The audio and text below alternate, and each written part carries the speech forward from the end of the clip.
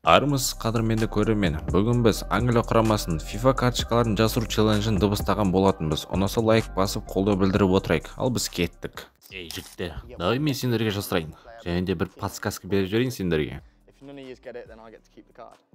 Бұл ма? Бұл өте жақсы ойыншы. Және оның физикасы 74. Онда бұл шабуылшы болуы мүмкін ғой. Және оның пасы 78. Охо, бұл мен ба сонда? Менің ойымша бұл Сака сияқты. Сака дейсің бе? Дұрыс емес. Оның дриблингі 84. Менің ойымша бұл Конор Галлахер.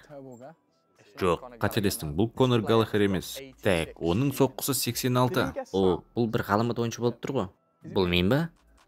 Хо-хо, Решфорд, қалай тауып қойдың? Бұл сен ғой әрине. Ол қалайша менен жылдам болады сонда? Күліндер. Решфорд, сен жеңіске жеттің. Енді картаны сен жасырасың. Ал бірінші подсказка. Бұл қорғаныс шебінде жақсы ойнайды. Оның қорғанысы 80. Бұл менің ойымша қорғаушы деп алып бізді шатастырғысы келіп тұрған сияқты. Себебі бізде екінің бірі қорғаушы болып ойнай алады емес пе? Иә, біздің командада Саканың өзі қорғаушы болып ойнай алады емес пе? Қатырадей. Бұнды бас кейдесек кетер Меди. Мен ұтылғым келмейді, сондықтан жақсы бір сұрақ қойайық. Жақсы, оның жылдамдығы қанша? Окей, оның жылдамдығы 76. О, құдайым, 76 дейсің бе? Бұл біздің Райс көкеміз емес пе? Негізі менің жылдамдығым 76-дан көп. Сенімдісің бе? Иә, себебі менің Филлипс деген көмекшім бар. Райс, сен тағы қудың. Тағы бір подсказка бер, Решфорд, тағы, тез. Оның дриблингі 79. Ей, Райс, мына машинаны саған енді көруге болады. О, құдайым. Мэдисон, ол чота қатты таңғалды. Біз жақсы араласатын біреу болып тұрғанда, я? Бұл әрине қиын, бірақ оны сендер жақсы білесіңдер. О, бұл Стоунс емес пе? Жоқ, ода ондай көп дриблинг жоқ қой. Енді тек менде ғана мүмкіндік қалды ма? Мен қазір барынша жиналып оны тауып аламын қазір. Ей, Белли, енді сен көре берсең болады. О, құдайым, бұл сол ма? Негізі оңай, өзіміз тупит еттік просто. Я, мен түсіндім, бұл Александр Арнольд па?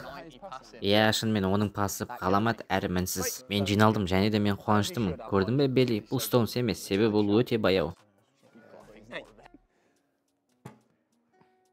Бірінші подсказка, оның физикасы 73. О, құдайым, бұл не дейді? Және де тағы да бір көмек, оның соққысы 76.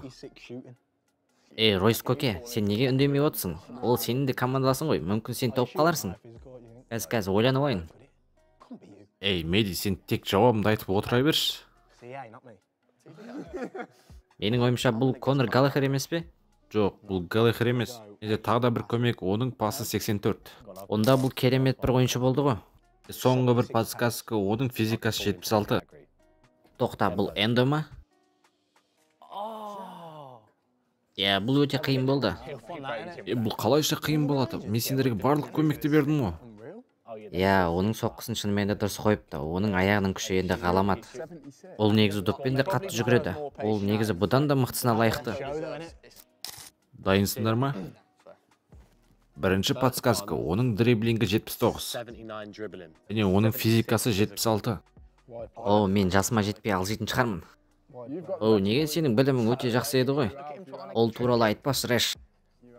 Сендерге тағы да бір көмек, оның жылдамдығы 80. Мен бір ойыншыны айтқым келіп тұр, бірақ мен оған сенімді емеспін. Менің ойымша ол әдейі оның соққысын айтпай отыр. Менің ойымша бұл тағы да Конор Галлахер сияқты ма, қалай?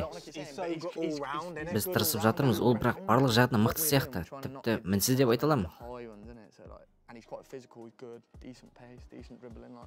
Сендерге тағы да бір көмек берейін. Ол нағыз жауынгер, және оның физикасы 76. О, бұл Каллум Уилсон ғой. Әрине, бұл Каллум Уилсон. Оның жылдамдығы 80 ба? Белли, ол өмірде де осылай қатты жылдам жүгіре ма? Осымен көрермен, бүгін біздің Англия құрамасына дыбыстаған бірінші бөліміміз аяқталды.